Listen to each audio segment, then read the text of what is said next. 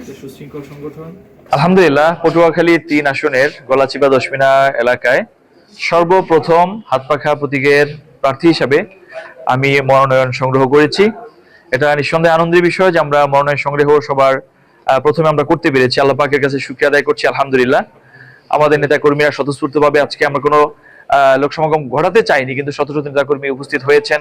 তাদের মধ্যে একটা আনন্দ এবং উৎসুক কাজ করছে যে আমাদের দশমিনা গলাচিপা আমাদের সংগঠনের যে অবস্থান এবং বর্তমানে যে একটা জয় জয়কার পরিস্থিতি সৃষ্টি হয়েছে, আমরা বিশ্বাস করি যে আমরা ইনশাল্লাহ জয়ের রুটে আছি ইনশাল্লাহ। এখন থেকে নির্বাচনের যত কার্যক্রম আমরা আমাদের নেতাকর্মীরা সবসময় এগুলি ফলো করে চলে।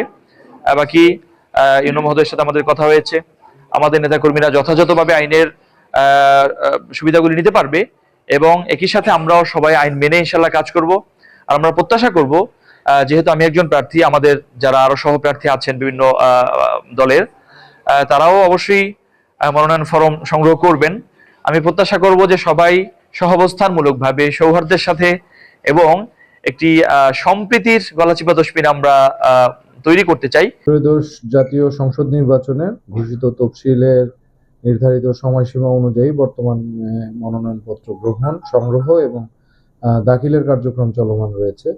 তো সেক্ষেত্রে আমাদের ১১৩ পটুয়াখালী ৩ গলাচিপা সহকারী রিটার্নিং অফিসারের কার্যালয় থেকে 18ই ডিসেম্বর দুপুর ১:৩০ পর্যন্ত একজন মনোনয়নপত্র সংগ্রহ করেছে। নির্বাচনী প্রচার প্রচারণার বিষয়ে আমাদের নির্বাচন কমিশন প্রদত্ত যে নির্বাচনী আচরণ বিধিমালা, সেই বিধিমালা প্রতিপালনের বিষয়ে আমরা সকলকে অবহিত করেছি এবং তাদেরকে উদ্বুদ্ধ করা হচ্ছে এবং আমাদের নিয়মিত তদারকি কার্যক্রম চলমান রয়েছে।